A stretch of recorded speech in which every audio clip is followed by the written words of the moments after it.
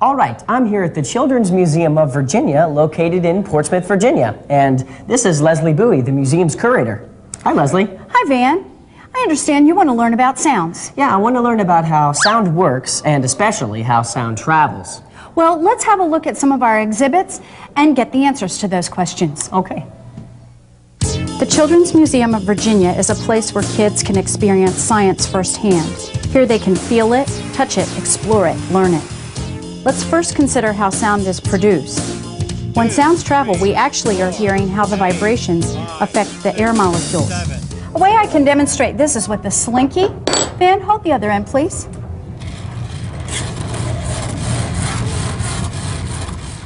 What we perceive as sound is due to the alternate squeezing and stretching of molecules through the air. This we refer to as sound waves. Sound waves travel through the air at 344 meters per second. They travel slower than light. You can see this for yourself the next time you see a thunderstorm. You can work out how far away the storm is from you by timing the interval between the lightning and the clap of thunder. A storm is about 1 mile away for every 5 seconds you count, or 1 kilometer for every 3 seconds. Now that you know what sound is and how fast it travels, let's do some testing. What do you notice? The longer the tube, the lower the pitch. Well, sure. The air molecules in the long tube vibrate more slowly, producing a lower sound. Higher sounds vibrate more quickly. The difference in the number of vibrations per second we refer to as pitch. Want to try? Okay.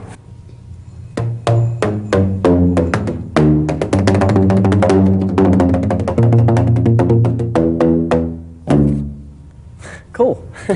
We can also use a recorder to demonstrate pitch. You use your fingers to lengthen and shorten the tube and create higher and lower notes.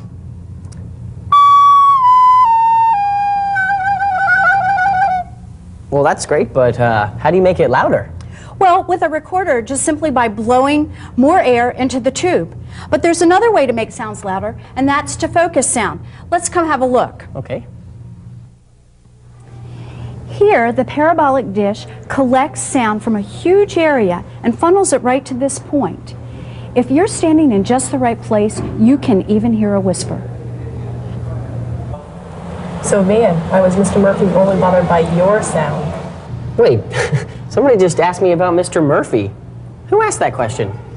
Well, Van, I'd like to introduce you to Dr. Lynette Roth. Dr. Roth is an audiologist. She specializes in hearing problems. Oh, you mean like Mr. Murphy? Well, the question I have is, how come he singled out my band when there were so many other noises in the neighborhood? It might be, Van, like many older people, you couldn't hear the higher frequency of noise that came from the other sound sources. The higher pitches? Why? Let me explain how the ear works first. Sound waves travel through the air and enter the ear canal, causing the eardrum to vibrate. The vibrations from the eardrum cause the 3 bones in the middle ear to move. The last bone is called the stirrup. The stirrup is attached to a thin membrane. On the other side of this membrane is fluid, housed inside a curled snail-shaped tube called the cochlea. The vibrations from the stirrup causes this membrane to flex, which in turn sets the fluid into motion. The moving fluid tickles thousands of delicate microscopic hair-like cells called cilia. The cilia convert the vibrations into electric nerve impulses, which the brain interprets as sound. High frequencies are heard by the cilia at the beginning of the cochlea. Lower frequencies are heard at the end. If sound intensity is too great, or if it happens for a prolonged period of time, the cells will die at the beginning of the cochlea. Sound energy or intensity is measured in decibels. Generally speaking, the human ear can comfortably hear between 10 to 80 decibels. A quiet library typically registers between 40 to 60 decibels, while a loud rock concert registers above 110 decibels. Van, it's likely Mr. Murphy has lost some of his ability to hear high frequencies.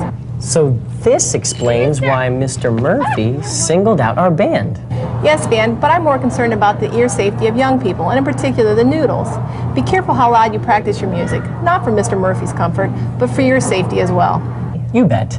Dr. Roth, Mrs. Bowie, thanks for letting me come over to the Children's Museum of Virginia to learn about sound and how the ear works.